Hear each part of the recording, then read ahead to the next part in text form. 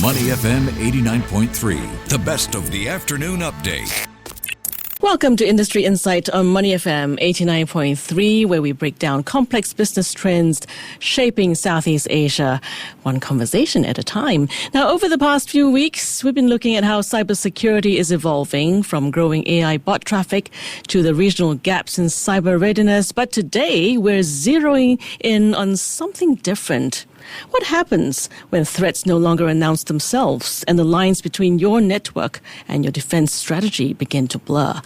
A new Fortinet commissioned IDC study reveals that AI-powered attacks have surged up threefold in Singapore, and yet only 18% of companies say they're confident in defending against them. Joining us today is Vishak Raman, Vice President for Southeast Asia, ANZ India, and SAARC at Fortinet, a global securities leader known for driving the convergence of networking and security. And today we'll talk about how platform-driven defense, operational simplicity, and AI-led response are reshaping cyber strategy at scale. Vishak, welcome to the show. Hi, Lily. Lovely to be back, Money FM. Now, let's start with new data point. AI-powered threats up 3 times, but not necessarily in the ways we expect. So how do you think attackers are using AI differently now? Yeah, in fact, AI has actually reduced the barriers for attackers to actually attack at a low cost and launch deadly attacks. And let's understand how these attacks are framing up. The top first big attacks, what we see is business email compromise, and essentially automating the whole attack surface with polymorphic malwares and making sure AI data gets poisoned out and AI is effectively used to automate exploits. So essentially AI has reduced the barriers for hackers to launch large-scale attacks. That's right. I think new threats these days are not always loud or disruptive. They're also stealthy. So what's making this even harder to defend against is complexity, isn't it? The multiple tools, silos, and gaps. Absolutely, because today, traditionally, we build cybersecurity with a point problem, a point product solution. There is an email security, we've got an email security gateway. We've not really looked at cybersecurity holistically. And these gaps of point products with multiple logins, multiple consoles, multiple alerts has allowed AI to use those gaps effectively from an attacker's point of view. And this is something which we need to defend with AI, embedded solutions. So you want to fight AI-based attacks, you've got to defend with AI-based solutions.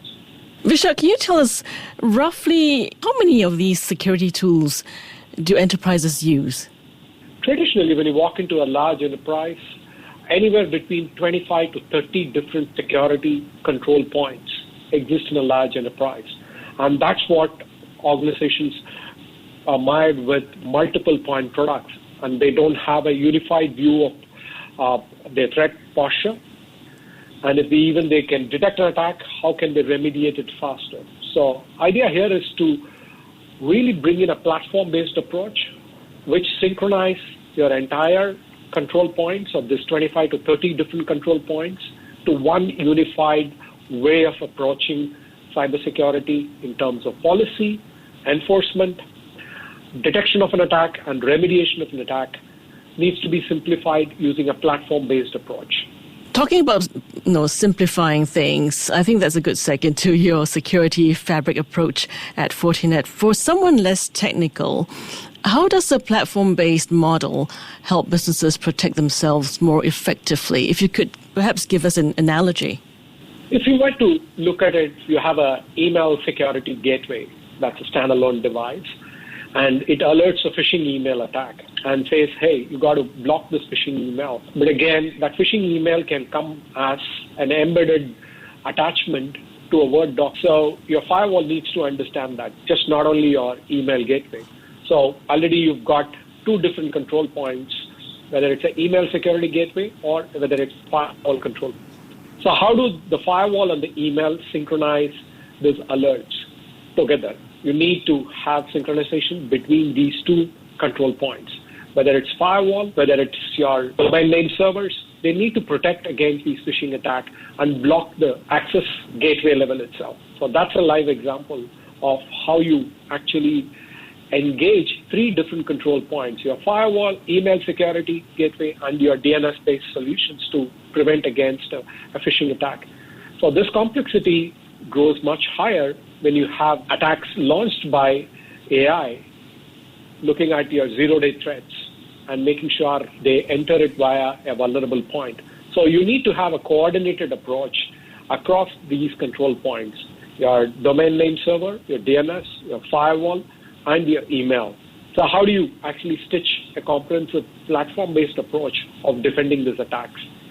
That's like converging your networking and security together and making sure that the networking layer acts intelligently with security embedded onto it. And that's the new paradigm of secure networking, which is what Fortinet actually advocates to customers in terms of looking at your entry points, whether it's on the local area net or whether it's on your wireless access point or whether it's at your routers, switches, and your firewalls. They need to combinedly work together of defending these attacks. I see. So I'm thinking it's kind of like having different locks for every door, hallway, and window, and Fortinet is the smart and unified system that sees the whole house. Is that correct?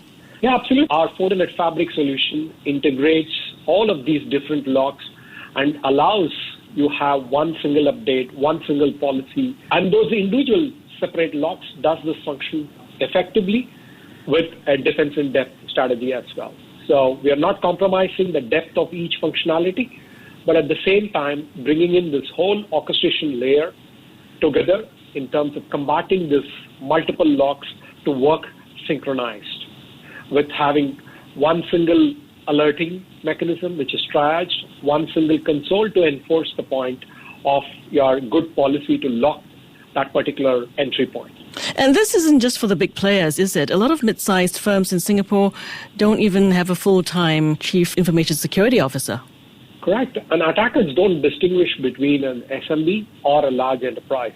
They go after the value of the assets and the value of data. And they don't distinguish between, oh, you're a small and medium enterprise, you don't have multiple layers of security, I can breach them easily. So you got to actually approach security from the assets, what you protect, not on just the security budget because you are an SMB. But again, today we are living in this connected world.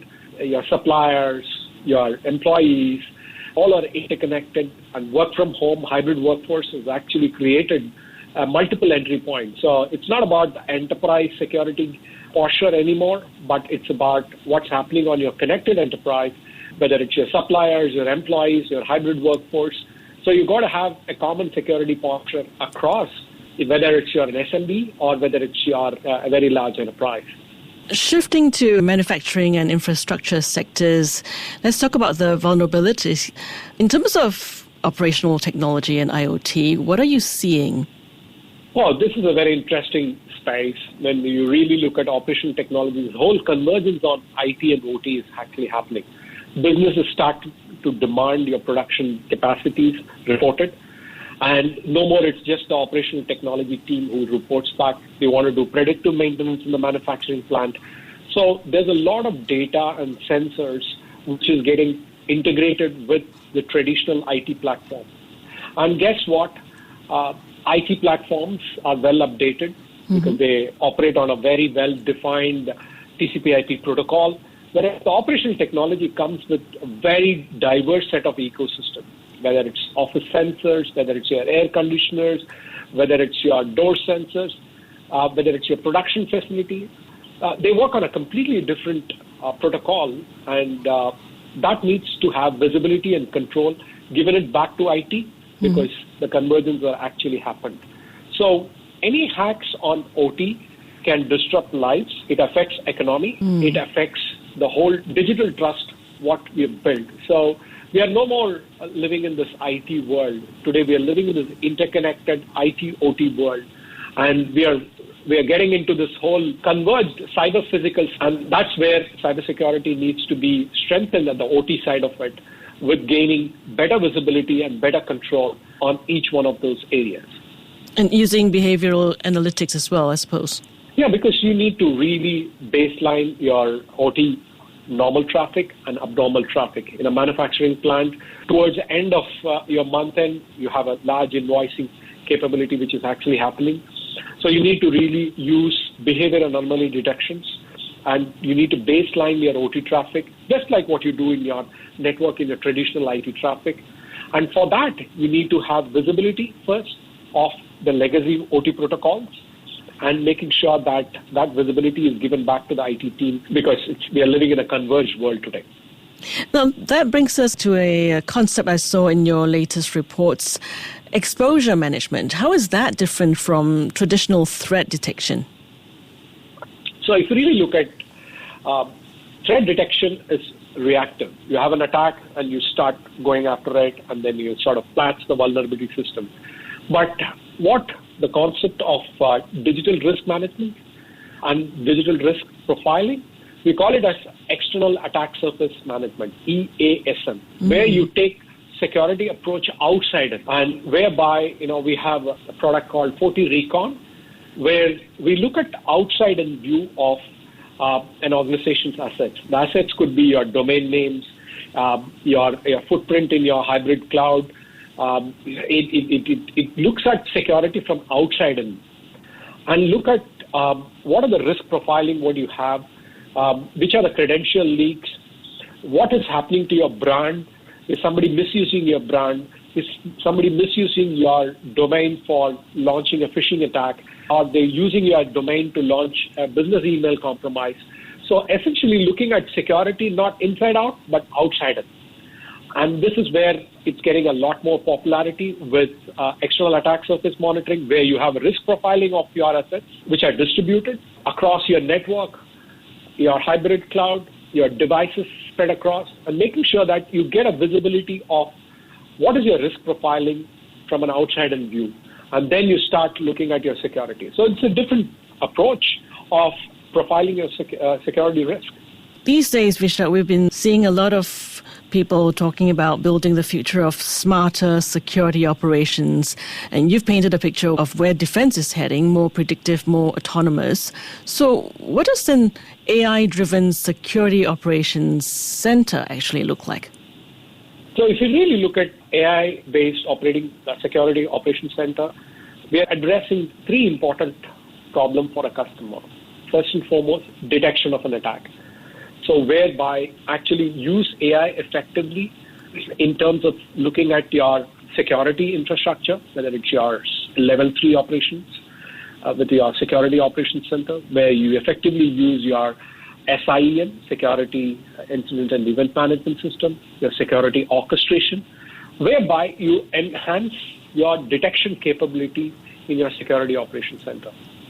And we call it as the Forti AI Assist, whereby we use effective tools to actually mitigate those threats and help security operation practitioners to detect attack faster. And the second area which we actually bring in is to help remediation. Okay, the moment you detect an attack, how can you actually automate your playbooks?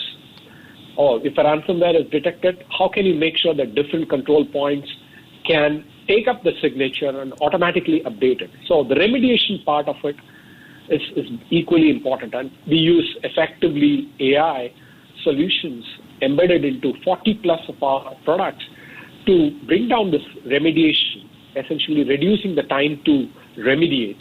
And the third most important part is the automation, whereby we bring in capabilities to run automatically the playbooks and making sure that you run detection rules on the wire and making sure you're running off your playbooks. It's all pre-scripted. You don't need to actually react. So you essentially move from a reactive model to a predictive model.